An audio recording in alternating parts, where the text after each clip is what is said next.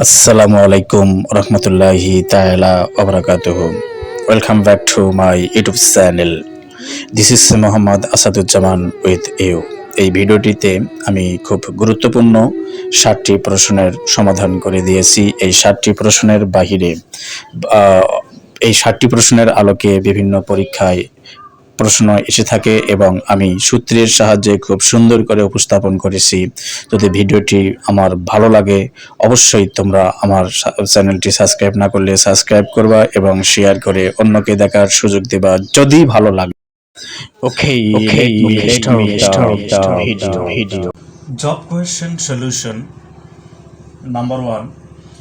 মুঘল সাম্রাজ্যের অধিপতিদের মাঝে নিচের কোন জন দ্বিতীয়? এখানে অপশনে রয়েছে বাবর, আকবর, হুমায়ুন, বাহাদুর শাহ। এখানে বাহাদুর শাহ হবে দ্বিতীয় বাহাদুর শাহ। তাহলে এই প্রশ্ন থেকে আমরা কিভাবে প্রশ্নটি সলভ করব? এখানে আমাদের একটা সূত্র রয়েছে, সেটা হচ্ছে কি বাহু আজা শাহ আও বা। এটা একটা সাধারণ জ্ঞানের প্রশ্ন। যেমন এখানে প্রথম, দ্বিতীয়, তৃতীয়, চতুর্থ, পঞ্চম, ষষ্ঠ ও সপ্তম 7 জনের নাম দেয়া রয়েছে এই সূত্রের মাধ্যমে। এটা একটা সূত্র, রুল। তাহলে বাবর, হুমায়ুন, আকবর, জাহাঙ্গীর, শাহজাহান, আওরঙ্গজেব, তারপরে দ্বিতীয় বাহাদুর শাহ। তাহলে আমাদের এখানে 2 নম্বরে কি আসলো?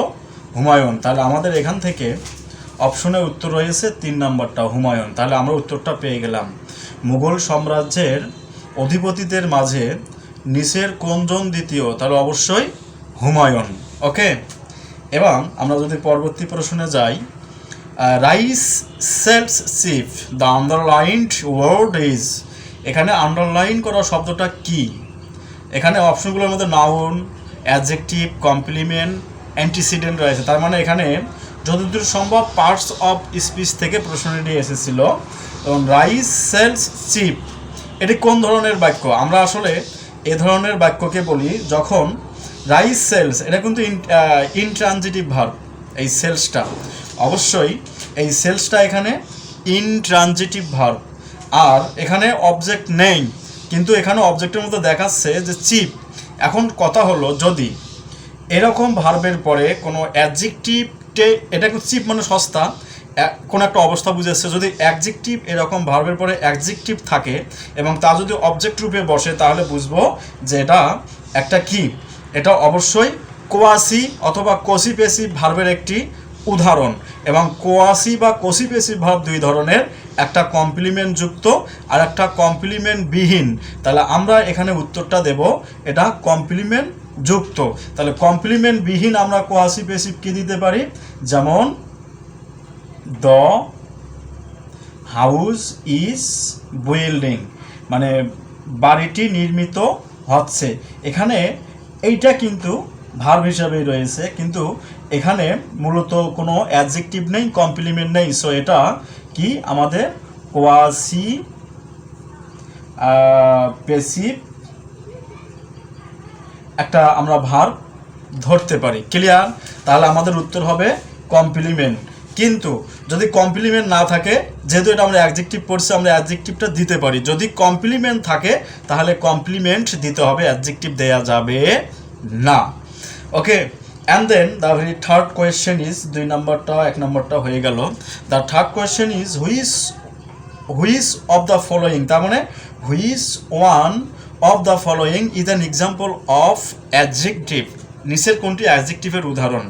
তাহলে আমাদের এখান থেকে জানতে হবে যে আসলে অ্যাডজেক্টিভ আমরা কিভাবে চিনব। আমরা সংজ্ঞাটা বাদ দিলাম, কারণ অ্যাডজেক্টিভের উপর আমার ভিডিও রয়েছে অনেক। ছাত্র বন্ধুদের আমি দেখার অনুরোধ করলাম আমার এই চ্যানেলে। আমার চ্যানেলটির নাম হচ্ছে মোটিভেশনাল সামথিং এএমবি। এখানে অসংখ্য ভিডিও রয়েছে জব সলিউশনের পক্ষ থেকে। তো এখানে অ্যাডজেক্টিভের কিছু চিহ্ন রয়েছে, তা হলো যেমন O U S F U L TIVE, তারপর অ্যাবল, এই যে ইবল, লেস, তারপরে আমরা এখানে এক্সেট্রা টানলাম। ক্লিয়ার? আর এখানে এএনটি দেয়া যেতে পারে। তাহলে এই চিহ্নগুলো যে শব্দের শেষে পাবো আমরা চোখ বন্ধ করে কব যে এটা একটা অ্যাডজেক্টিভ। তাহলে দেখো সিই আছে, অবশ্যই এটা অ্যাডজেক্টিভ নয়, সিই নাউনের চিহ্ন। লেস আছে কিন্তু তারপরে নেস আছে, এটাও নাউনের চিহ্ন, লেস দিয়ে কাজ হবে না। এখানে ফুল আছে, এখানে সিওয়াই আছে, নাউনের চিহ্ন, কিন্তু এখানে ফুল আমরা কিছুক্ষণ আগে কি পড়লাম, এই ফুল। তাহলে যেহেতু ফুল রয়েছে অবশ্যই এখানকার উত্তর হেল্পফুল, হেল্পফুল। তাহলে আমাদের সি নাম্বারটার উত্তরও চলে গেল। ওকে, অ্যান্ড দেন পুকুরে পানি রয়েছে, পুকুরে কোন কারকে, কোন কারক? তাহলে আমরা যদি বুঝি, যেমন ধরা যায় যে এটা একটা পুকুর, এটা একটা পুকুর, এখানে কানায় কানায় কানায় কানায় পানি, মাঝে মধ্যে মাছ, মাঝে মধ্যে মাছ। আমি যেখানে হাত দেবো পানি পাবো, কিন্তু মাছ সব জায়গায় পাবো না। সেহেতু এই যে এই দৃষ্টিকোণ থেকে এটা একটা অধিকরণ কারক, কারণ কোথাও কোনো কিছু থাকা বোঝাতে বা সময় বোঝাতে আমরা অধিকরণ কারক ধরবো। এটার আবার কয়েকটা প্রকার আছে। একটা হচ্ছে ঐক্যদেশিক, অভিভাবক, যেটা মানে সারা এলাকা জুড়ে রয়েছে, যেমন পুকুরে পানি যেখানে হাত দেবো সেখানেই পানি পাবো, সেহেতু এটা অভিব্যাপক, অভিব্যাপক। অবশ্যই অধিকরণ কারক দেওয়া যেতে পারে, কিন্তু আমাদের যখন প্রকারটা দেওয়া থাকবে উত্তরের অপশনে, ওই প্রকারটাই দিতে হবে, না থাকলে আমরা অধিকরণ দিতে পারতাম। অপদান্ত হওয়ার কথাই নয়, একটাও না, তার মানে এটা অভিব্যাপক। আমরা পুকুরে যেখানেই হাত দেবো সেখানেই পানি পাবো। ক্লিয়ার? ওকে, এটাও আমাদের গেল।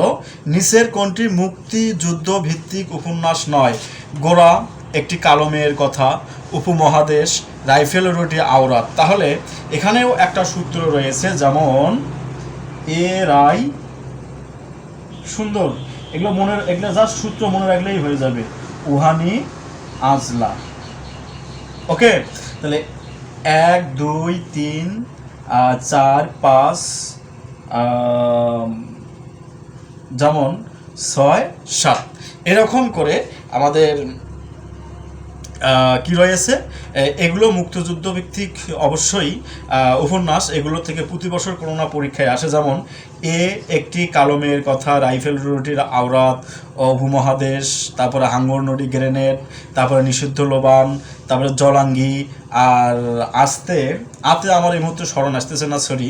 তো আমরা এটা বিশ্লেষণ করলে আমরা দেখতে পাবো যে এখানে গোরা, রবীন্দ্রনাথ ঠাকুরের এটা মুক্তিযুদ্ধভিত্তিক উপন্যাস নয়, তবে এটা উপন্যাস রাজনৈতিক। উপমহাদেশ, তারপরে একটি কালো মেয়ের কথা, রাইফেল রুটি আওরাত। তাহলে এখানে এই যে একটি কালো মেয়ের কথা, উপমহাদেশ, রাইফেল রুটি আওরাত, এটা তারাশঙ্কর বন্দ্যোপাধ্যায়, শামসুর রহমান। এটা হলো রাইফেল রুটি আওরাত কে লিখেছেন নামটা মনে নেই এই মুহূর্তে। তো যেহেতু এই তিনটা এই সূত্রের মধ্যে রয়েছে, তাই আমরা কি বলতে পারি, এখানে ঘোড়াটা অবশ্যই অবশ্যই মুক্তিযুদ্ধ ভিত্তিক উপন্যাস নয়। এবং তারপরের প্রশ্নটা হচ্ছে he made me them put the exact verb on the blank. তাহলে এটা রাইট ফ্রম ভার্ব থেকে প্রশ্নটা করা হয়েছিল। তো যেমন এখানে অ্যাড রয়েছে, ফিলিং রয়েছে, এটা রয়েছে, একটা সূত্র রয়েছে, সেই সূত্রটার নাম হচ্ছে, আমরা যদি ধরি কনজাংটিভ। কি ধরলাম? কনজাংটিভ। কনজাংটিভটা কি?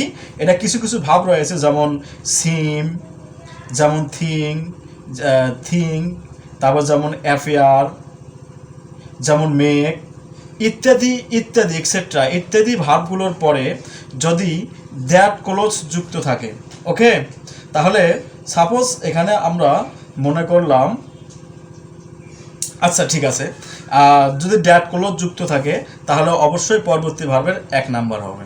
ক্লিয়ার? আর এখানে কি রয়েছে, he made me dash them. তাহলে এই দৃষ্টিকোণ থেকে আমরা যদি ড্যাট ক্লোজ সামনে ধরি, তাহলে এটা ধরাটাও কেমন, যদিও ধরি, তো তাহলে এই যে এখানে মেক রয়েছে, এই মেকের পর একটা অবজেক্ট রয়েছে, যেহেতু অবজেক্টটা রয়েছে সেহেতু এই অবজেক্টের জন্য এখানে ভার্বের প্রেজেন্ট ফর্ম হবে।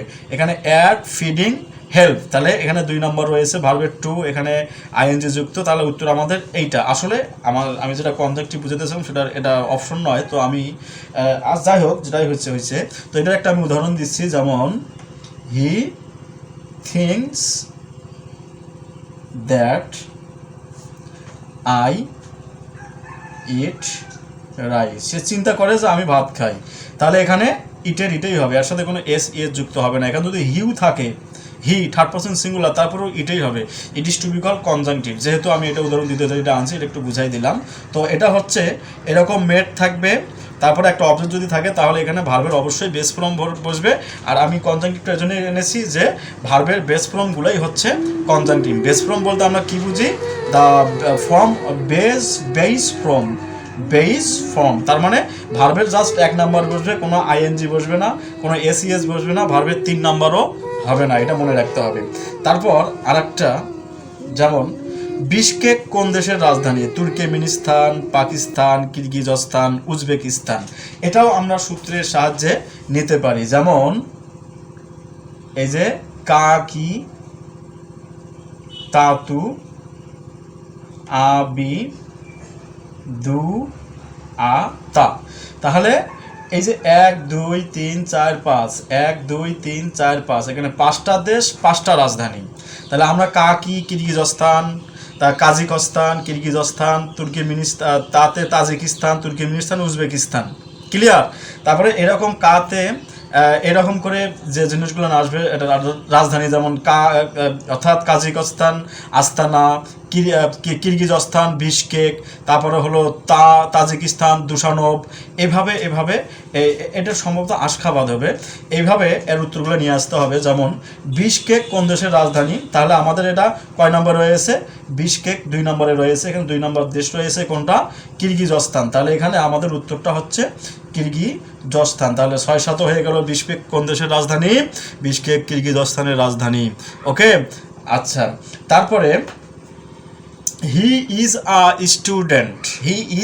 student, which one of the following is the negative form of this sentence? এই সেন্টেন্সের কোনটি নেগেটিভ ফর্ম? তাহলে আমরা জানি যদি কোনো সেন্টেন্সে অ্যাডজেক্টিভ না থাকে আর যদি কোনো রুলের মধ্যে না পড়ে, অলওয়েজ থাকলে নেভার নিতে হয়, টু থাকলে সো দ্যাট নিতে হয়, নট অনলি থাকলে none but, nothing but, not more than নিতে হয়, এরকম রুলের মধ্যে না থাকলে যদি আমরা এমনি সাধারণ সেন্টেন্সকে নেগেটিভ করতে বলে আর সেখানে যদি কোনো অ্যাডজেক্টিভ না থাকে সেটাকে ইন্টারোগেটিভ নেগেটিভ করতে হবে। তাহলে he is not a student মানে without changing the meaning you have to change the sentence into negative without changing the meaning. এই দৃষ্টিকোণ থেকে এটা তো হবেই না, he is not a student, কারণ এখানে কোনো অ্যাডজেক্টিভ নেই, আমরা এখানে সরাসরি দিতে পারি। তার মানে কি সেই স্টুডেন্ট নয়? না, অর্থের চেঞ্জ করা যাবে না। Is not he a student, এটা একটু কাছাকাছি চলে যায়, এটা মনে ধরা যায় যে উত্তর হয়েছে, কিন্তু এর চেয়েও ভালো একটা সাধু উত্তর, is he not a student. এখানে আমাদের এইটাও কারেক্ট সেটাও কারেক্ট। এটাকে আমরা অ্যাকসেপ্ট করব কি জন্য? যখন আমরা বিভার্ব এবং নট একসাথে ইউজ করব এবং সেখানে যদি সাবজেক্টটা প্রোনাউন হয় তাহলে নট আর বিভার্বটা পাশাপাশি বসবে না। এটা তো নাউন হতো, যেমন রহিম, ইজন্ট রহিম স্টুডেন্ট, তখন হতো, কিন্তু যেহেতু প্রোনাউন সেহেতু ওটা এই ফরম্যাটে কারেক্ট উত্তর এইটা। ওকে, these are all from me from this video. Okay, and I have to stop this video, and before stopping this video I am totally urging to all of you, please subscribe this channel and share this video with your near ones. Okay, thanks to all. Allah Hafiz.